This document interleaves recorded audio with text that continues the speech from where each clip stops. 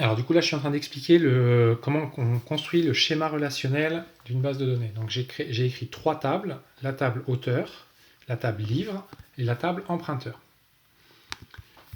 J'ai listé les attributs de chacune des 3 tables. Et j'ai souligné la clé primaire. Donc la clé primaire de livre c'est ID2, la clé primaire d'emprunteur c'est ID3. Il y a des relations entre les tables.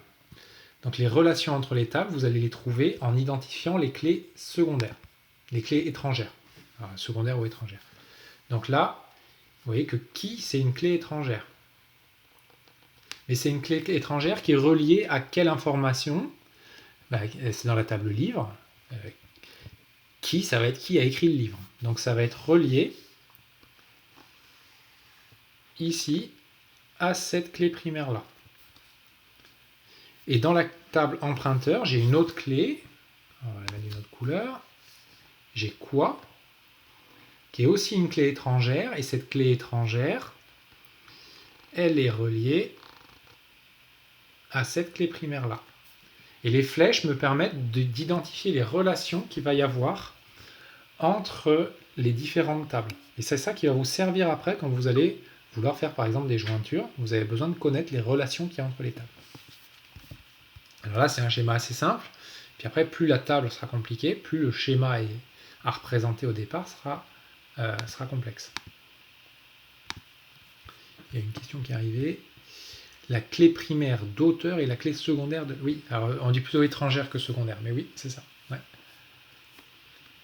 D'accord. Et en fait, connaître le... Si vous voulez, en fait, dans la base de données, il y a 2 choses importantes. Il y a le contenu et il y a l'architecture de la base. Si vous avez que le contenu de la base, mais que vous ne connaissez pas l'architecture, en gros, vous ne pourrez rien faire des données. L'architecture, c'est le plan de la base de données, en fait, en quelque sorte. D'accord ?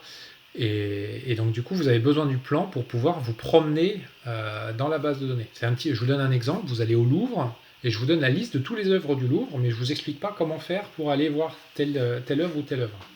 Vous allez y passer des heures. Alors que si vous connaissez le plan, vous allez pouvoir voir que telle œuvre est dans telle salle et savoir que pour aller dans telle salle, il faut prendre tel ascenseur à tel endroit. D'accord ? Le schéma que j'ai représenté ici, c'est le plan de la base de données. Et ce plan-là, c'est le point de départ quand vous voulez répondre à des questions dans un exercice. Donc c'est ce qu'il faut faire quand vous avez un exercice. Une bonne façon, c'est vous prenez une feuille blanche et vous essayez de reconstruire le plan de votre base pour bien identifier les liens qu'il y a entre les clés primaires et les clés étrangères. Il y a des cas, ça va être pas facile, il y a des cas, ça va être un peu plus technique. Et une fois que vous avez fait ce plan-là, vous pouvez commencer à réfléchir aux requêtes qu'on vous demande. Voilà, ça c'est le petit bonus que je voulais rajouter à la fin du cours.